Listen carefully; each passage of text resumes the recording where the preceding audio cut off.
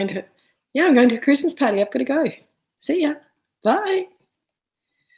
Hi, guys. Hello, Rob and Deb. Lovely to see you. Got in first. Someone sent me a message. Ooh, wow. Who's that?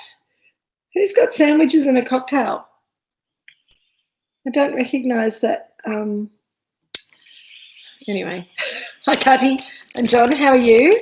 Welcome to our Christmas party. It's a pretty sedate Christmas party, to be perfectly honest. But hi, Kay. I thought it might have been you, but I didn't come up with. Normally, I have like a whole lot of your emails coming through. Lovely. What you got? Chicken sandwiches?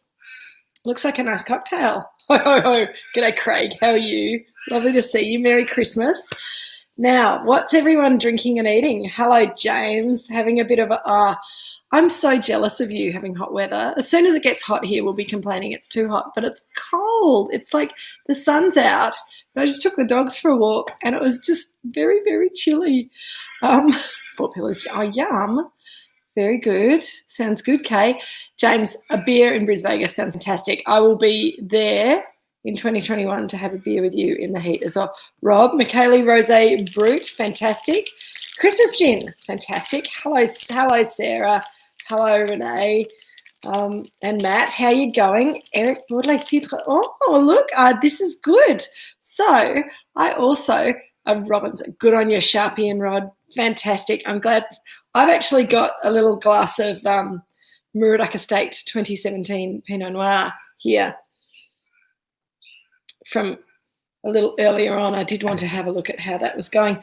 Oh, De Salis. I do like the De Salis wines. Lofty Cuvée, fantastic. Papa Heidzik Cuvée, fantastic. Shell, well done. Yes, it was one of my recommendations.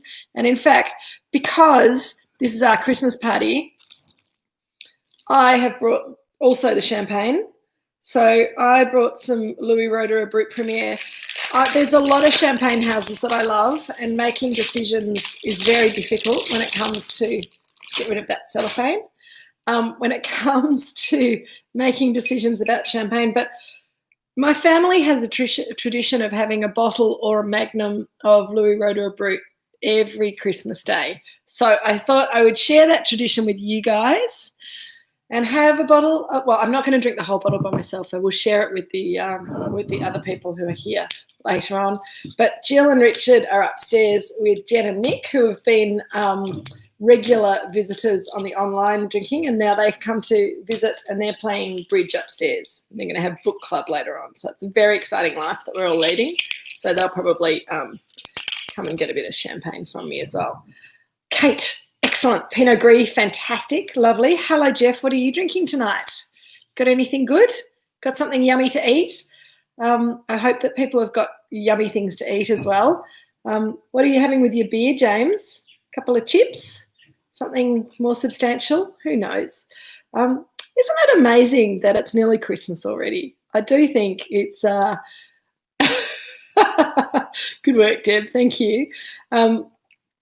I do think that everyone is like freaking out because it's a cold beer out in the garden. Jeff, did you get lots of gardening done? I hope so. Jeff's had a day off today, so it's lovely that he could join us. Everyone seems really stressed out, and it's Christmas and it's supposed to be fun. So if you're stressed out, stop it. It's not that easy, is it? There's a lot going on. We're not used to being out and about. It's all a bit weird. I was driving around the other day and people were driving like maniacs. So please drive carefully and be safe out there in the world. Alison, great to see you. 2012 Piri, fantastic. Emily and Kevin, lovely to see you. What are you drinking today? Cheeky Aris for Renee, fantastic. So, don't even know what that show is, Jeff. So I think that, taking a breath and having a Christmas does feel too soon, Cutty. Nobody's had a proper 2020, and I think we kind of popped out of lockdown, and all of a sudden it was the end of November and the beginning of December, and then it's Christmas, and I don't think any of us are ready for it. But I do agree, Kate, that 2020 needs to go away. So I think that tonight is all about celebrating the fun that we found in 2020, the fact that we've, you know, found these kind of weird ways of having fun in this strange year. The new people who we've caught up with, I think that's really awesome. Zach and Jack, are you online yet?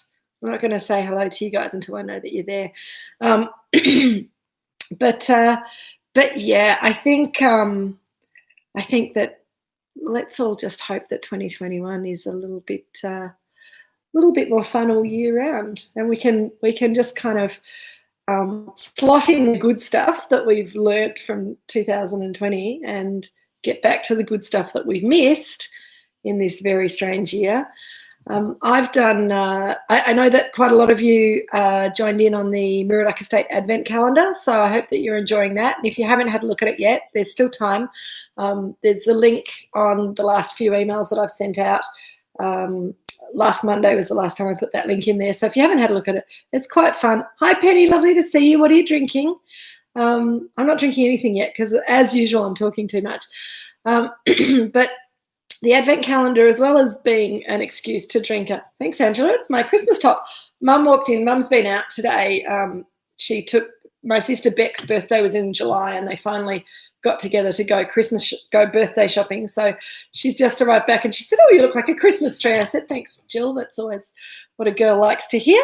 But I got my sparkles on for you. So there you go. Campari soda. Good work, Penny. That sounds very appropriate.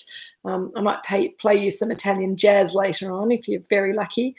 Not me personally, through my iPhone. I've been finding some cool things. Anyway, I can't even remember what I was saying now. Getting a bit distracted. But yes, I just got a text message about my lippy and my top. I'm dressed for a party. I forgot my Christmas hat, which I tend not to wear a Christmas hat anyway, but I was going to wear something gorgeous for you guys. But you got the lippy and you got the top and you got the bling. So let's get this bottle of champagne open. So I thought we'd just do a little refresher course on how to open a bottle of champagne because we don't want to take anyone's eye out during Christmas. So this little bit of wire holds everything down, remembering that there's quite a bit of pressure. Oh, nice, Craig. Deep yellow but still nice and crisp. Well, if it's 2013, what are you drinking again, Craig? I have to scroll back up to see what you're drinking. DeSalis Lofty Cuvée. So those guys probably make the wine a little bit in that style, sort of oxidized style. If the wine's oxidized, then you'll get some quite dark color in the wine and quite a lot of flavor, but nice acid still, so that'll keep it nice and crisp. Hello, Margaret. Lovely to see you. Alison, that's right. Drinks with Kate wouldn't have happened without this year. It was something we've been talking about doing for ages, and Jeff and I kind of, we should have a YouTube channel or something, but then we thought, how is anyone going to, why would anyone watch someone drinking wine online when they can go to a bar or whatever? So you'll notice that I'm holding my cork in as I'm talking because I don't want to pop. I don't want to lose anything. Did you hear that little sigh? That's all you want to hear when you open a bottle of sparkling wine or champagne. And I know that's deeply disappointing to a lot of people because everyone likes to pop the cork. But if you let it pop out, first of all, that cork is exactly the same size as your eye socket. So if you're not wearing glasses like me and you pick it up and you flick it out and it shoots into someone's eye, it can take your whole eyeball out like a squash ball. So just a little sigh you want as you pull it out. And also, if you're drinking good sparkling wine, whether it be champagne like this or really good Australian sparkling wine, if you let it pop, you lose some of the aromas that are in the gases in the top of the bottle. Hi, Nina, lovely to see you. Cheers. Oh, Rob. Oh, good work. It's always good to have a backup. So before I pour, I'm going to talk glasses again because I'm a geek. This is a normal champagne flute. I would never put champagne or sparkling wine into one of those saucers that they used to use in the 60s and 70s and seem to have come back into fashion. First of all, it's very easy to tip the glass up and pour all the wine down your front instead of getting it in your mouth. And you also lose all the aromatics. Peter, Nina's online. Peter's still here, but he's going home in a minute. He's leaving now. So keep him a drink if you're feeling generous. So that's your normal flute. this is, you're correct, Jeff, more deaths by champagne cork, more eyes taken out by champagne cork by anything else rather than a squash ball. So squash balls and champagne corks are the two things that people go to emergency with an eye injury from. More deaths from champagne cork than spider bites. That's very interesting. So Cups Estate Cuvée, woohoo! That's all right, Carty. There's no judging here in this space. This is a very safe space. Silver openers that grip the cork to remove the cork are great, Penny, particularly if your hands are a bit weak or if you're getting a little bit of arthritis or something like that. The little silver thing actually is quite useful, and if the cork's tight, it helps you get a bit more of a grip on it. So I think those are great, and I've got one. I hardly ever use it, but when I get a really stiff cork in the bottle, then I'll pull it out. So that's my normal Chardonnay, that's my normal Sangiovese glass, that's my champagne flute. A lot of champagne geeks these days are drinking champagne out of that. Oh, Jeff, goodness me. Kate, let's not go yet, okay? Let's just have a drink. Goodness. So if you put your champagne or sparkling wine into a flute like that, then it gets, look at those bubbles, aren't they lovely? You get more concentration of the wine sort of going up to the top of the glass. You get a lovely bubble stream because these Riedel glasses have a scratch in the bottom of them. They actually etch a little scratch in the bottom of them.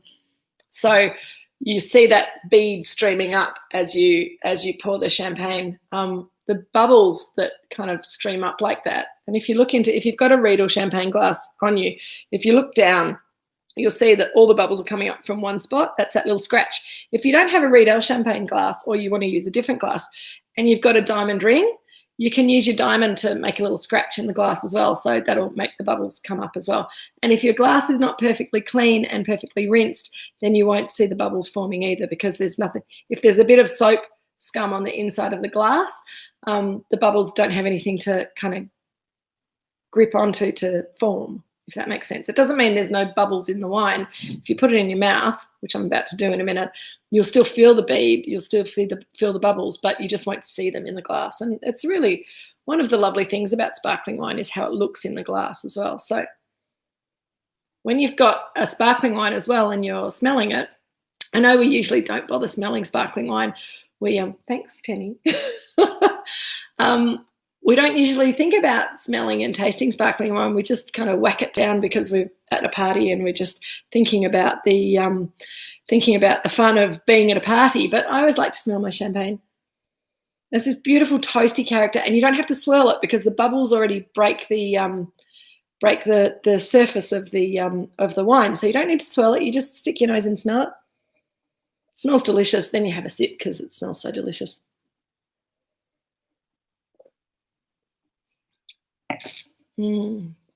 Cheers. Happy Christmas.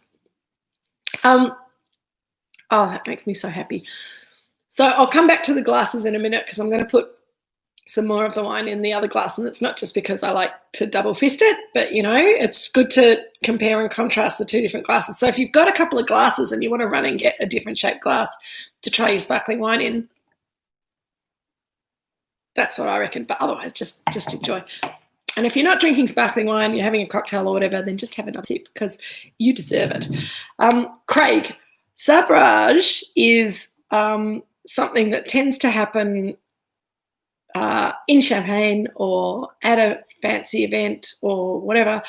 If you know how to do it, then you usually can do it without losing too much champagne. But I just think it's kind of a bit show-offy and not really, what you usually want to do with champagne. But that sort of probably is because I have flashbacks to, so my relationship with champagne is not just a casual one. I've spent quite a lot of my adult life working with the Champagne Board because I entered a competition back in, first of all, in 2000, I think it was, 1999. I entered a competition. It's called the Vin de Champagne Awards. Hopefully they will run again. They were supposed to run this year, but of course, because of COVID, they didn't. There's a bit of a changing of the guards amongst the Champagne Bureau and the CIBC, which is the Comité Interprofessionnel des Vins de Champagne. But hopefully they will continue to run this competition because it's a lovely competition.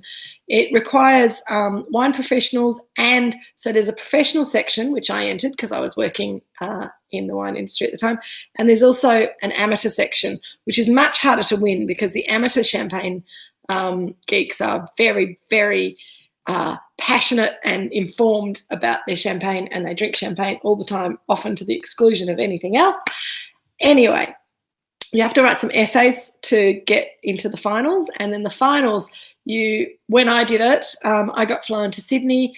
I had to blind taste 3 champagnes, and then I had to go before a board of examiners and stand up and talk about the 3 champagnes that I'd just tasted. Obviously, I hadn't seen the labels, so I had to sort of identify the style and what they were and how good they were and that kind of thing. I had to talk about my passion for champagne, which, having been someone who has always studied French and who's always loved wine with a bit of bubble in it, wasn't very hard to talk about my passion for champagne. I'd done a lot of research about the region of Champagne and the wines of Champagne at that time. And I didn't win it in 1999. I won it in 2001.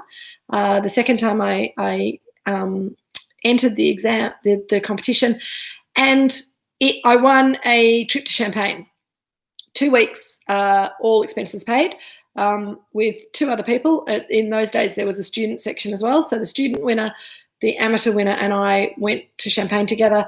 We got taxied around, so we didn't have to drive anywhere. We went to 2 or 3 or sometimes 4 champagne houses in a day. They treated us like kings and queens, and we got to taste lots and lots of champagne. And they ran this competition every 2 years for 30 years. And at the 30-year point, which was 2 years after I'd won it, they had a reunion tour. So the reunion tour, you had to get yourself to Paris and be at a certain place at a certain time, and there was a bus. If you'd registered for it, they would pick us up and look after us for 3 days, and they looked after us. They did, James. And I was very lucky when I did it because they gave me a white champagne, a rosé champagne, and another champagne which was a little bit sweet. And it was just back in the day when they, in 2001, they just released the movie Moulin Rouge, and Moët & Chandon had released champagne specifically tied in with the movie, which was a demi-sec champagne that they called something like Moët Impérial. And it was really the only demi-sec champagne that was sort of out and about, and I just tasted it recently, and that was the sweet one that I had. So it was Bollinger, non-vintage, and the style's very, that style of wine is very, was back then, it was even more distinctive, but it's quite a distinctive style. So I kind of pinged that. The rosé, I can't remember what it was, but I sort of analysed it pretty well. And the sweet wine I pinged as well because I'd just tasted it and it was a bit of a curio. So I was lucky, and also I was on my game. Yes, Craig, I'll answer that in a minute. I was on my game then. So we went back, and all of the past winners had the opportunity to join that trip. And on one night in the hotel, all the boys had they had this like double magnum of champagne, and they were trying to do sabrage with this bottle, with this giant bottle and a chair. And I just decided that at that stage it was time to go to bed and let them make their own mess. I think they didn't manage to do it in the end, but yes, I think that when people start trying to do sabrage with a chair in the middle of the night, it's time to go to bed. That's my rule, Craig, and I'm going to stick to it. Kate, my favourite house visit in Champagne is really hard to answer because I've had some fabulous ones. Louis Roederer, I always have the most amazing visit there. I've been there a number of times and I've taken people there, and we're pretty good.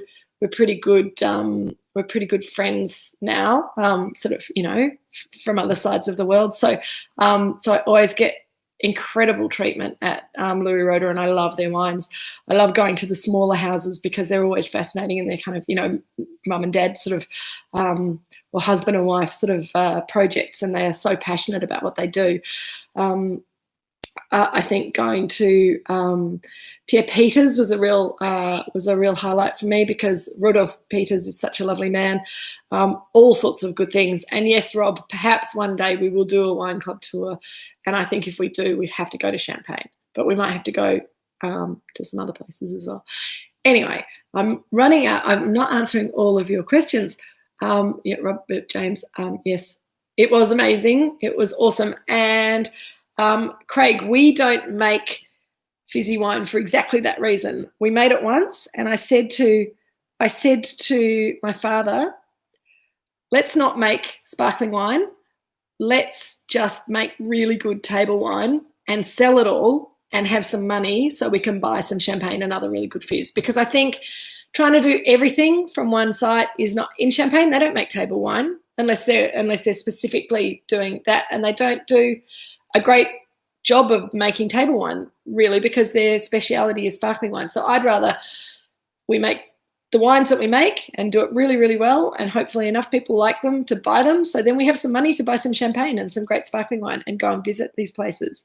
So Zach and Jack, it's awesome to see you. I was waiting for you guys to make a comment because I wanted to make sure that you're online, because I wanted to say hi to Zach and Jack, and I also wanted to say hello to Hannah, because I hear that you've joined us as well, and that you've been doing tasting with Kate, and that it's been a fun experience for you, learning a little bit about wine. And I remember when I was a young woman, just finishing school, and I had a couple of mentors who, including my father, who taught me a little bit about wine, and it was a really exciting time. So I think I say thank you very much, Hannah, for joining us, and I hope that you'll be back, and I hope that I'll be able to catch up with you as well as your parents at Salador at some stage. Would be really, really lovely. So thanks for joining us. I'm glad to hear that Drinks with Kate made your year a little bit more fun, as it has for all of us, I think. It's certainly, you guys have cheered me up every Thursday, as I keep saying. I know that sounds a bit weird because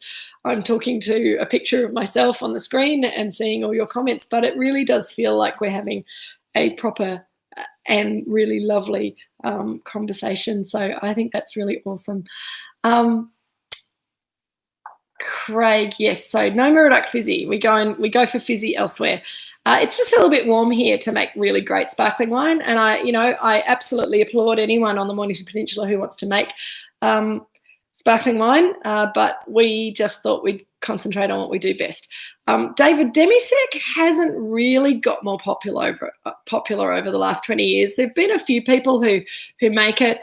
In Australia, Australians really like quite dry sparkling wine, and when I say dry sparkling wine, it's not dry because Champagne particularly has such high acidity in it that they add a little bit of sugar called dosage right at the end of the winemaking process, just before they put the cork on and the muselet, which is that's the muselet, this little wire cage, and they put that on. But they add a little bit of sugar in there just to soften the acid out. At low levels of sugar will hide acidity, and acid will hide low levels of sugar. So I think that's a really cool thing that they do. But Australians don't really get Demisec champagne or sparkling wine because it's not sweet and it's not dry. So it's just somewhere in between. But there are a little bit more. There's a little bit more experimentation with those sort of styles, and you see more Demisec certainly in Europe and in the UK than you see over here in Australia. Penny, I don't have a favourite champagne. I have a number of favourite houses that I really like. As I say, I'm drinking Louis Roederer tonight, and I love Louis Roederer wines. The houses that I love make great wine from their entry level all the way up to their super expensive, super cuvee. And so Louis Roederer is certainly there from this non-vintage sparkling that they call Brut Premier. And their top wine is Louis Roederer Cristal, and all the way through, all of their wines are fabulous. I think Paul Roger, as well, another big house, is a house that I really appreciate their style of wine. I think they're fabulous. A bit more. Both of these houses have quite a lot of high quality Pinot Noir, but also really good quality Chardonnay in them, because Champagne is a blend often of Chardonnay, Pinot Noir, and Pinot Meunier. Pinot Noir and Pinot Meunier being red grape varieties, but all their colours in their skins. So you can make white champagne with them if you squeeze the juice off the skins and chuck the skins out before you start making it into wine. But I do love a bit of good Chardonnay. And Pierre Peters is a little house that I just mentioned before that make beautiful Grand Cru Chardonnay champagne. There's lots of other things. Oh, Penny, that's no good. If you have to go, have a lovely Christmas. I'm sorry that you that you're not getting good internet. I think the internet's okay from this end, but if other people are having problems, let me know. I'm missing all of your comments because I'm too busy talking. That's terrible, isn't it? I do not believe, Angela, that Nick and Rick are coming down with their guitars, but you could send them a text message and see if you can entice them down.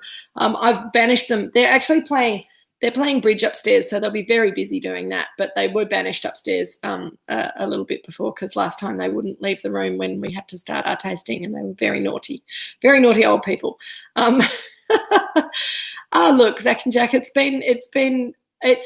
I just love this community. It's just awesome. And when people come into Cellar Door and tell us how much they've enjoyed it and how, other members of their family have joined in and all that kind of thing, it makes me feel like we've done something good this year. It's really special. Kay, yes, you did read an article that I love Salon. Linda, I went through my inbox in the office today, which I don't often do. And Linda, hi, Linda. Linda said, I took a copy of that article in that magazine, but I've left it there because I thought you might want it. I'm like, what article? I'd completely forgotten that I'd done the interview. And there's this lovely article about what would be my final, my last bottle of wine I'd like to drink before I got executed or popped my clogs. And Salon would definitely be up there. Salon is a really fancy champagne house. They only make Chardonnay, 100% Grand Cru Chardonnay based champagne, and the wines are amazing. They don't make them every year, and they're very, very expensive. They're very hard to get hold of, but whenever I have the opportunity to have a glass, absolutely delicious.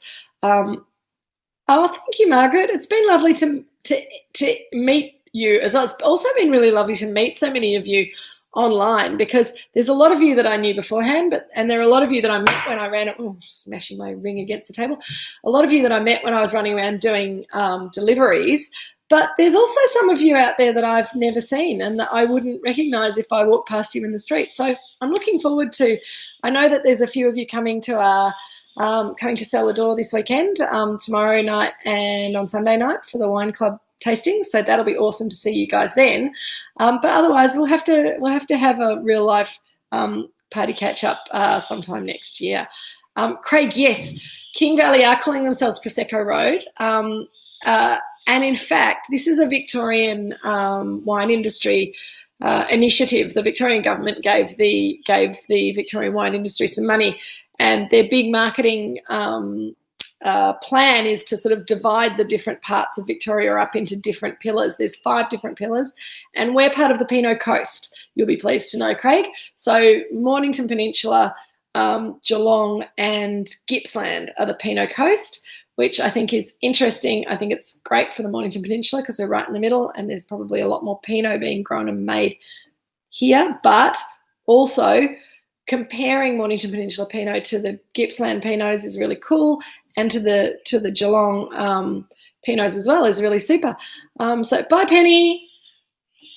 Cheers. Happy Christmas. We'll see you in real life soon. So Pinot Coast, Yarra Valley, I'm not quite sure. They're kind of like we make everything well, which I think is a shame that they weren't able to kind of focus to something. But anyway, there's Central Victorian Shiraz, so that's sort of around sort of between Bendigo and Ballarat and Heathcote, I think. I can't remember what the other ones are, but there's 5 of them. So anyway, you'll probably see some people going on about that. And yes, Rob, I love Paul Roger. And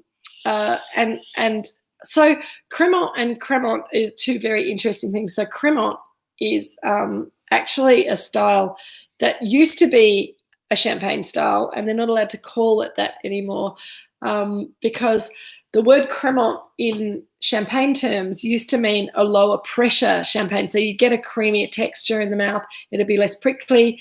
And it was a really lovely kind of style of champagne. But in about, about 15, 20 years ago, the EU decided that they would take the word Cremant and use it to describe any sparkling wine from France that wasn't champagne but had an AOC, which is Appellation d'Origine Contrôlée. So that's things like Crémant d'Alsace, Crémant de Bourgogne, Crémant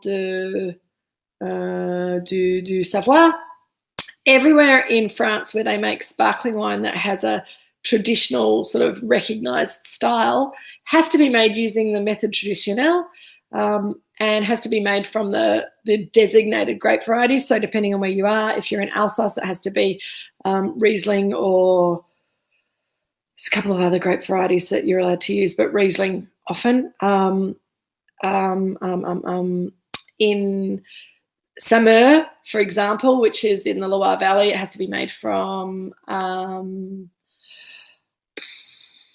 now my brain's gone blank. See, I haven't taught any wine classes all year and I've forgotten all my wine stuff. Not Sauvignon Blanc, the other one, Chenin Blanc, has to be made from Chenin Blanc.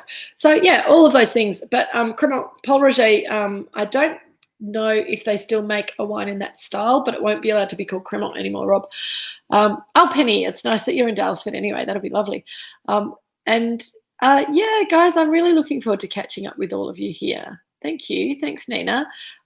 Jeff, I think it's good that Margaret's learnt too much, and you better up your game with your glasses. So, you know, there you go. Shell, that's so lovely. Thank you. Okay.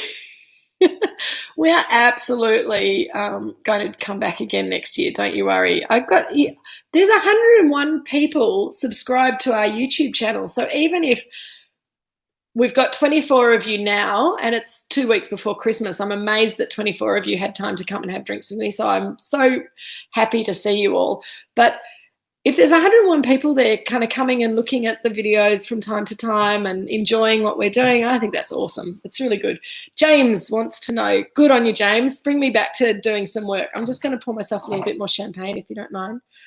I haven't even gone back to the whole glass story, and I don't think we're going to, but that's okay. You guys can play around.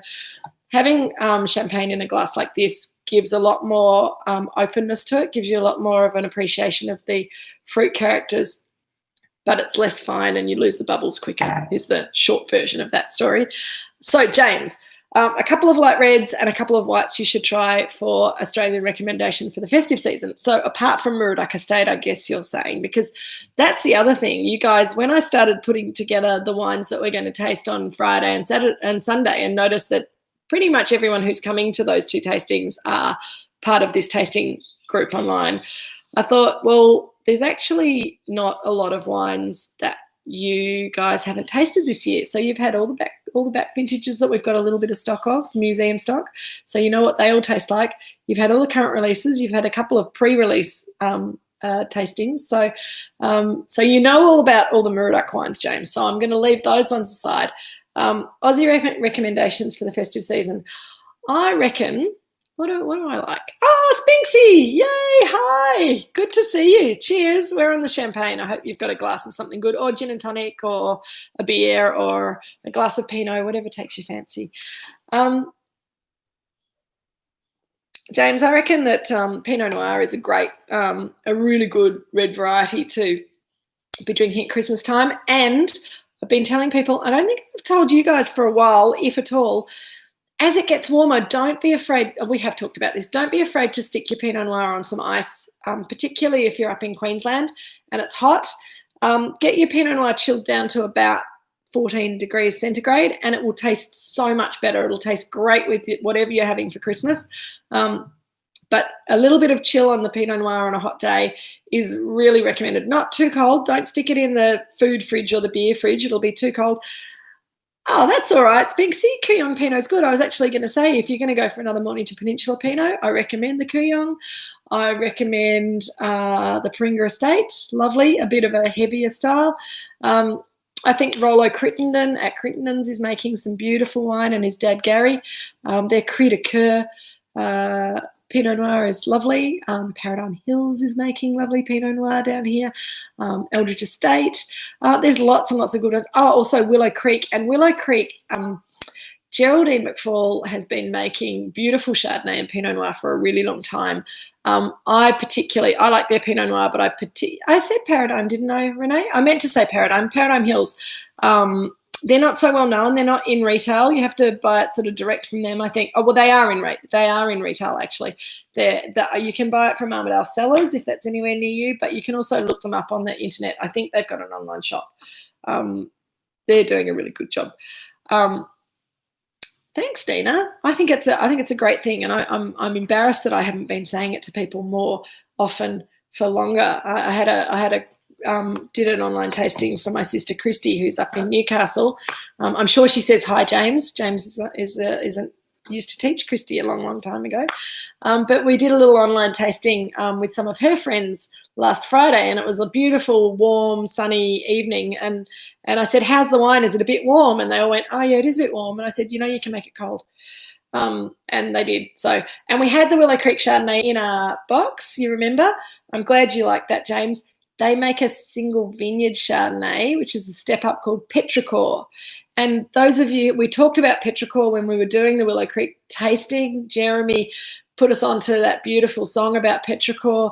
But Petrichor being the word that describes the smell of dry earth when it's hit by rain, hot, dry earth when it's hit by rain, and that beautiful smell when it's been a hot day and it's been a long, dry summer and we have a sudden downpour of rain, and that beautiful kind of mineral, earthy smell coming up. The Petrichor Chardonnay from Willow Creek is really delicious if you want something a bit special and a bit gorgeous. It's the first release that they've ever made, is the current release, which I think is 18. But if you can get your hands on a little bit of that, it's delicious.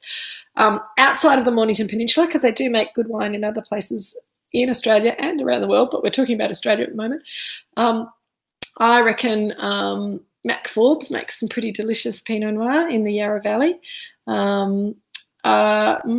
My friend Kate Goodman makes some very nice Chardonnay and Pinot Noir in the Yarra Valley. She's actually over in South Australia at the moment. And the Stargazer, thank you, James, for reminding us of that, because the Stargazer Pinot Noir from Tasmania is just absolutely gorgeous.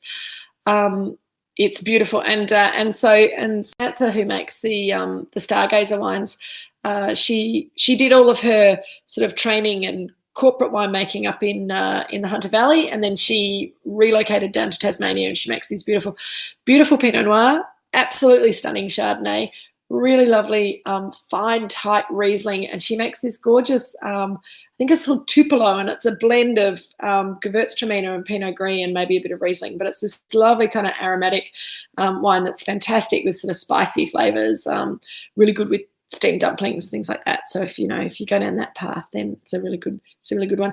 Don't forget my friend Barney Flanders, garagiste as well. He doesn't only make good skins on Gewürztraminer, he makes beautiful Chardonnay and Pinot Noir, lots of little kind of single vineyard stuff, really cool, really, really awesome.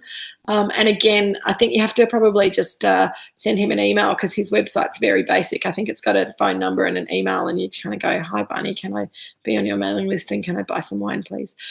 Okay, the Pinot Gris from Scotchman's is very good. They've got a lot of different levels, so I get a bit confused about what's what these days. I agree, Simon. I think that smell of rain on dry red dirt is just awesome, and if you can get that in a wine, that's a pretty special thing. Some other suggestions are a little bit further afield. I do love the Rieslings that are coming out of South Australia at the moment, Eden Valley and Clare Valley at the moment. The 18s and 19s are delicious.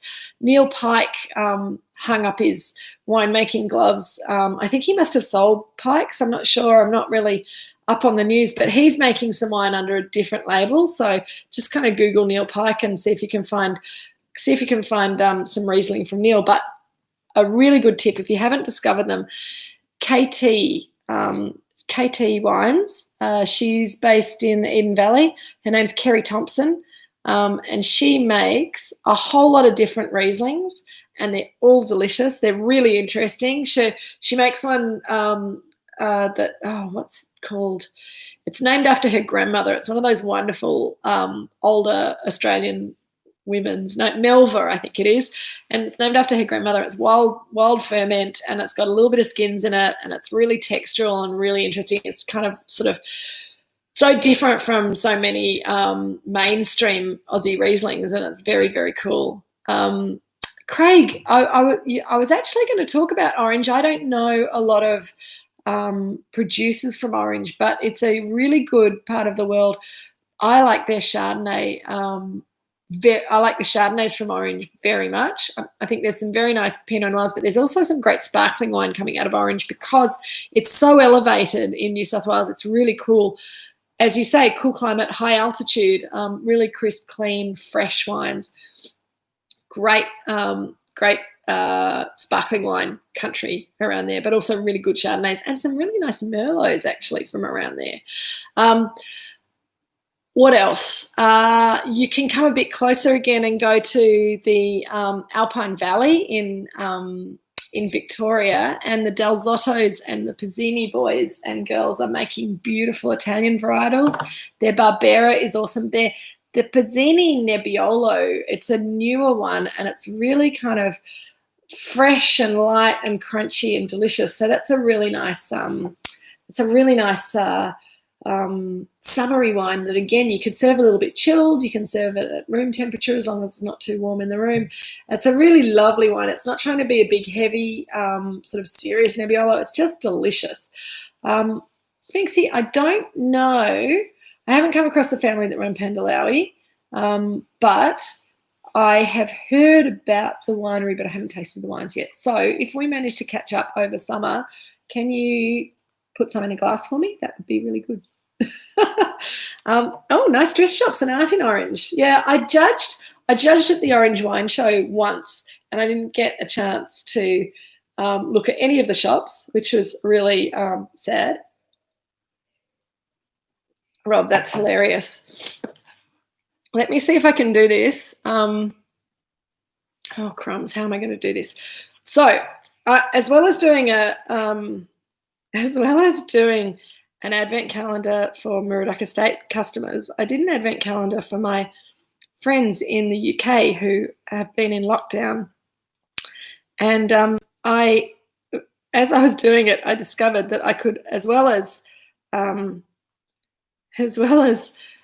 putting pictures of Australians doing Australian things, and I did actually a different cocktail recipe for every day, which has proved to be quite dangerous and almost impossible to do. But anyway, we're giving it a red hot go. Tonight, they're just going to have to deal with the fact that I'm drinking champagne, so that's okay. James, the Pizzini Arnaeus is delicious, so give it a go. Craig, I will come and visit you and go to Orange with you. You are on. It's a date. I don't know when we'll do it, but we will absolutely do it. And my Italian jazz, I just found really randomly to go on the day that we had a Campari, which was last Sunday. And I just Googled cocktail Italy, and I came up with this. I'm going to play it on my phone. Hopefully you guys can hear it as it starts to play. It's very nice.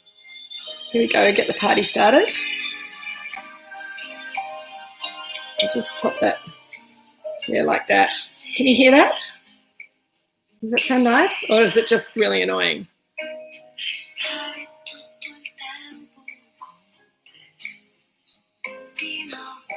Cheers, everyone. Can you hear my Italian jazz, or is it not working at all? I don't know whether this is going to work at all. Oh, good. Thanks, Kay. So anyway, I'll keep talking over the top of it as well. But yeah, I think those sort of lighter styles of pretty cool, huh, Rob?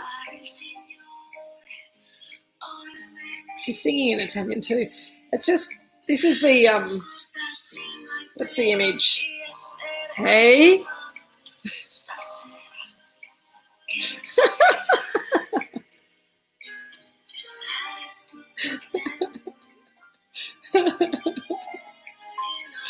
It's all going off here at the Moorooduc Estate virtual Christmas party. There goes. She can go over there.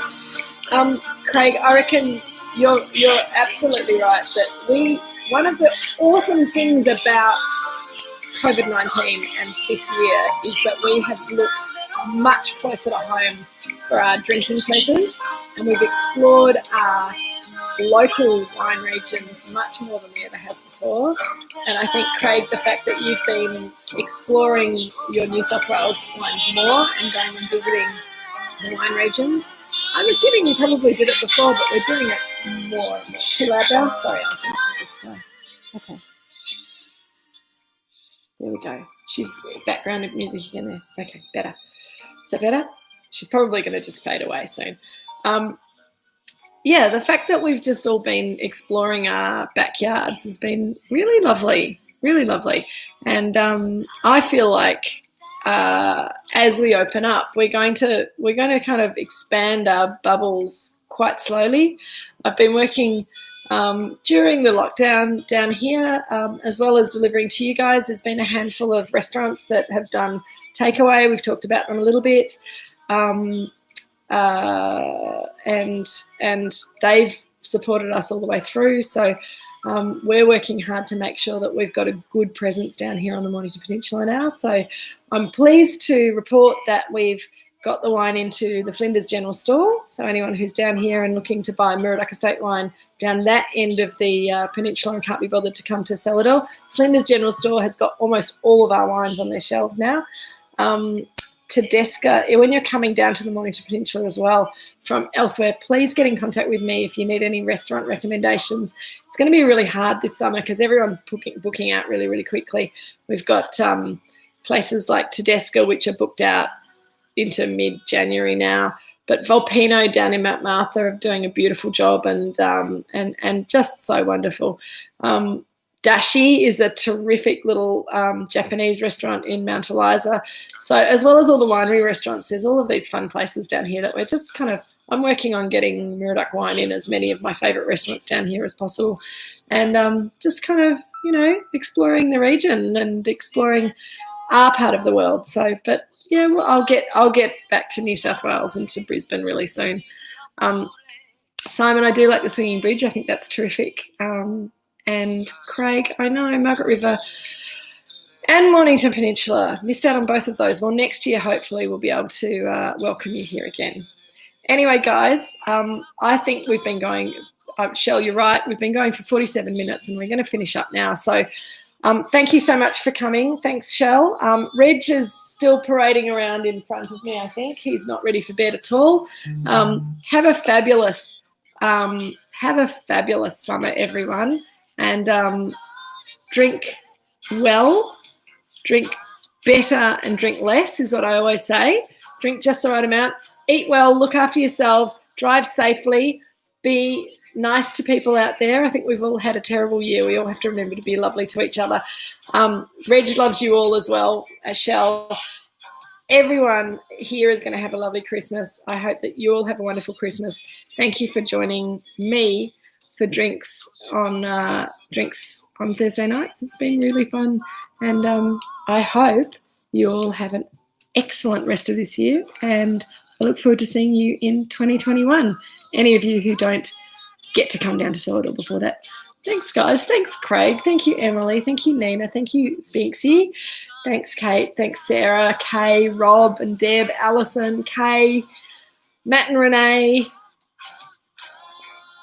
everyone else who I haven't said your name, Cutty, Alison, Jeff. Thank you. Jeff, thank you for being my wingman. It's been amazing. I'm sad not to see Aravan on, but, you know, that's all good. Zach and Jack, better and less, just the right amount, you know, just the right dose every day. It's good. Take care, everyone. Have a lovely Christmas and a wonderful summer. Cheers. I'll see you in 2021.